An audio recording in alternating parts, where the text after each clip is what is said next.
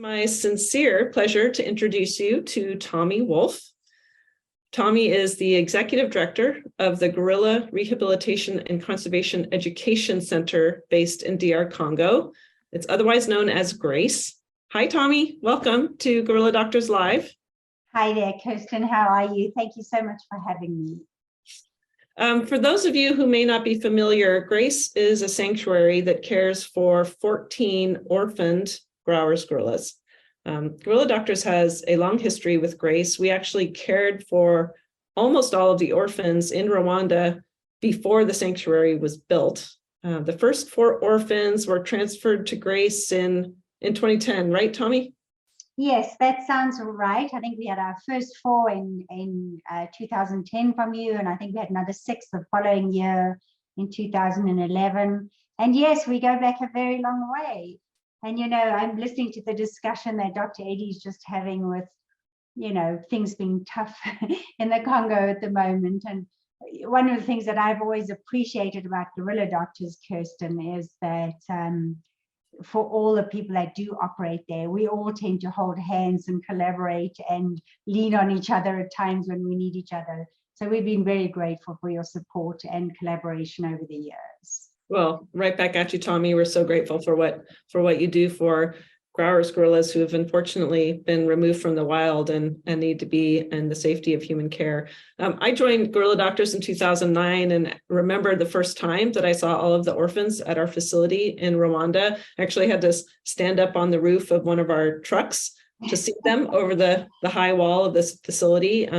I was so new to Gorilla Doctors that, of course, I couldn't tell a mountain gorilla from a Growers gorilla if you paid me. But truly seeing the orphans, it may have been the first time I laid my own eyes on Eastern gorillas. Tommy, you joined GRACE in 2020, a very challenging time to take on leadership of an organization in a pandemic. When did you as an individual first become aware of GRACE, and tell us a little bit about your vision for the organization? You know, I had a business colleague and friend who sent me a video one day to say, hey, I've just joined the board of this amazing organization. And it was actually the story of Lulingu, one of our little rescued gorillas. And I was absolutely captivated by the video. But that woman actually is now the board chairperson at GRACE. Her name's Laura Maloney. And I'm now the executive director. So I don't suppose that either of us knew that at the time we connected over GRACE. But yes, I did indeed join at an interesting time. It was sort of 2 weeks before the pandemic became mainstream in the US, and it's been, you know, just an interesting time to you know, period in history to be managing a nonprofit. But it's actually taught us more things than it's hurt us, to be honest. I feel like we've learned some really exciting things, and hopefully we'll get a chance to talk about it in a while. But to answer your question about our vision, Kirsten, or what we're hoping to do, you know, we've really got the sanctuary down at this point. We've been doing it for over a decade. I think we're pretty confident that should a new gorilla come in as a baby from wildlife trafficking and poaching, and we haven't had some for a couple of years, which is great. We don't love getting them. It's a sad day at GRACE because it means something horrible's happened to their family.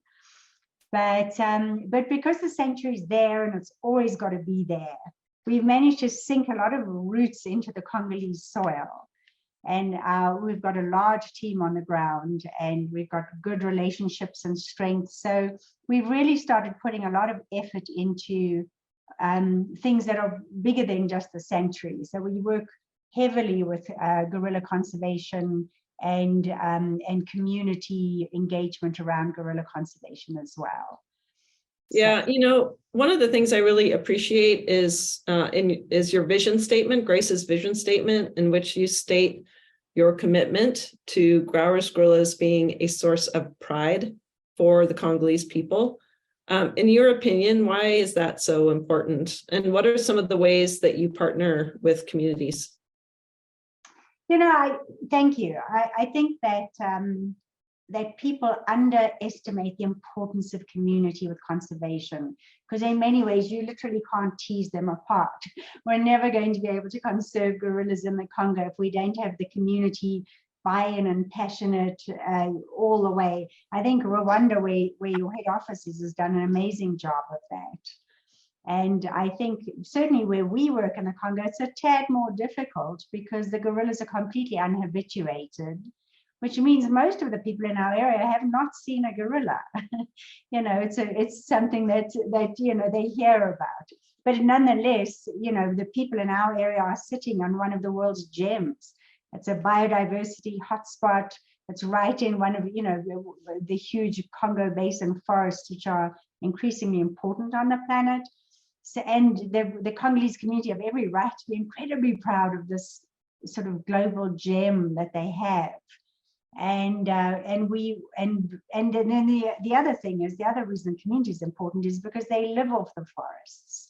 And it's hard for people in the US to imagine that people use the forests for medicine and fuel and food, and you know, so they have a very vested interest in protecting their natural heritage.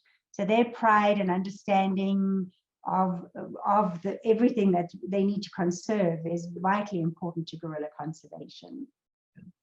I know that the land upon which Grace was built was actually donated by the local community, which is located next to the Taina Reserve, the Taina Forest Reserve. Why is that significant, and why was it an intentional choice when the Grace facility was built, to build it next to the Taina Forest Reserve and built it on community land? Well, you know, it's ended up having such far-reaching ramifications for Grace, the fact that we are located where we are. But yes, there are two traditional tribal kings that operate in this area, and you know, they've been elected by the community, and they did donate the land for the sanctuary. I don't think many people are aware of this, but the IUCN has a CITES regulation that would like confiscated animals, you know, animals confiscated from the wildlife trade, need to be repatriated to the country of origin. So we needed to put the sanctuary in the Congo somewhere. And this community actually donated their land for this purpose. And the community reserve, the Taina Nature Reserve that's showing on the screen now, was also donated by the community that owns that land. And it's become quite significant in many ways, because I feel, you know, as Dr. Eddie was just doing a good description of, it's not always the safest place to work. There's a lot of armed militia and so on. And the fact that we actually are operating under the blessing, if you like, of the community and the tribal kings allows us to do things that people haven't always been able to do in the area. So I ascribe much of Grace's success to two things: the fact that we work under the blessing of the community at their invitation, and the fact that we can't go anywhere. We now run a sanctuary, we're there for the long haul, and I think that has bred a lot of trust from the community. They know we're there for them. Yeah, and I think as impressive, I think, is the fact that the Taina Nature Reserve members, owners, whatever word you want to use, they themselves conducted a survey of the reserve for Grauer's gorillas. And that was a great opportunity for gorilla doctors to collect samples from wild, unhabituated Grauer's gorillas.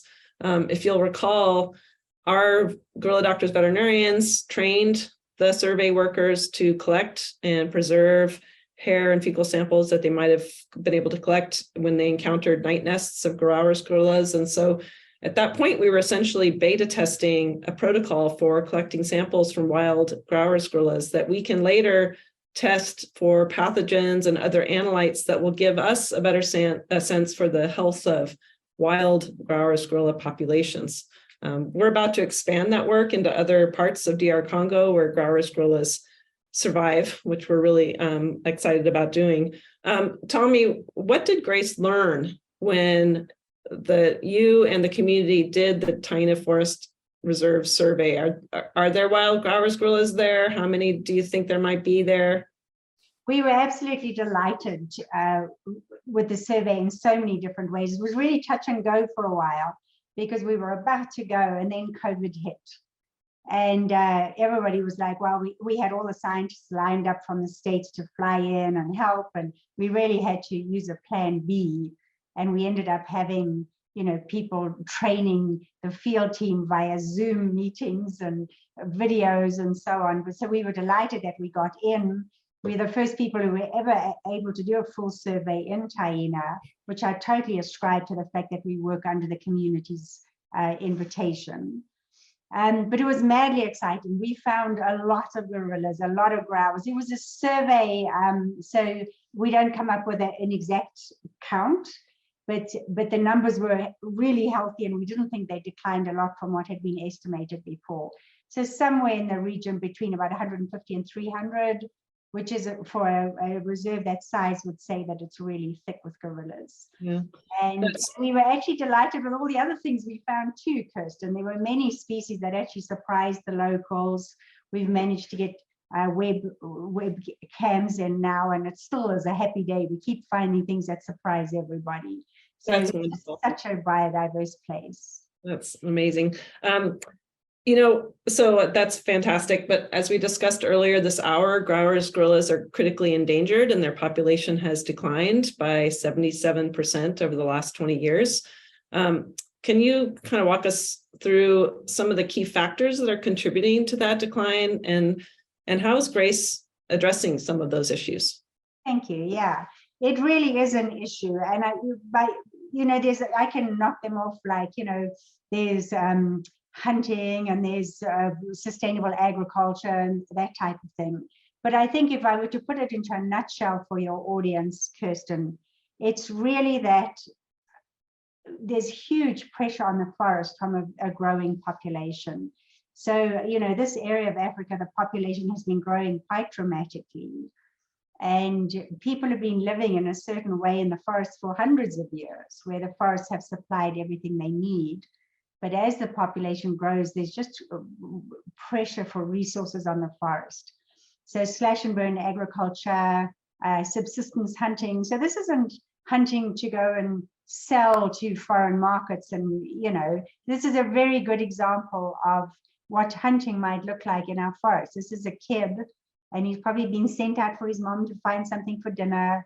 There's lots of gorgeous rushing rivers and fishing. So he's got fishing tackle wound around his head, and he's proudly caught himself a little hare there. And so this is what it looks like. This is not somebody evil doing something terrible, which is what you think of when you think of poaching or hunting. This is somebody for the animal, just for the family.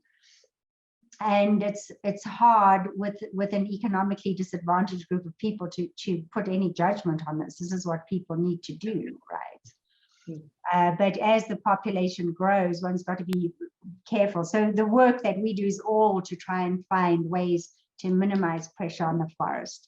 So, for example, we have woodlot programs, so people don't need to go to the forest to collect firewood. We've got food security programs. We've got guinea pig breeding programs for alternative sources of protein. Lots and lots of education. We've worked with over 800 school children this year, and clean stove projects for women so that they aren't collecting fuel from the forest. So really it's really how do we actually reduce resource and pressure on the forest? Yeah. I of course, thank you for that, and of course I appreciate so much all the work that Grace does. Our part of the puzzle of gorilla conservation is veterinary care, and as I know, Tommy, and many of our audience members know, we began in 1986. We were providing veterinary care to mountain gorillas in Rwanda that were critically endangered at the time. And then in the 1990s, we expanded our efforts to monitor the health of mountain gorillas in Uganda and DR Congo too. And then it was in 2006 when we expanded our work to include Grauer's gorillas that were undergoing human habituation in Kahuzi-Biega National Park. Of course, as gorilla doctors, we believe that monitoring and protecting the health of the remaining wild population is really just one piece of the very significant conservation challenge. So, Tommy, thank you so much for taking the time to join us today. It was really important for us to include the great work of Grace and your leadership in Growers Gorilla Conservation. As you know, and I think our audience knows, we're really at a critical moment. And as you said, it's going to take all of us working together to reverse these very alarming trends in Growers gorilla populations. As I often hear Eddie say, he has hope for gorillas and people because the gorillas can teach us how everyone should be protecting one another. I think Dr. Eddie is completely right there. And Kirsten, just my enormous thanks for the incredible work that you do with gorillas. It's indispensable. Thanks, Tommy. This has been a really enjoyable hour for me, and I hope an inspiring hour for all of you who have joined us. Thank you for your good company, and I hope you will keep gorilla doctors in mind as you spend time over the holidays thinking about the organizations you most care about. Take care. Happy holidays. Bye.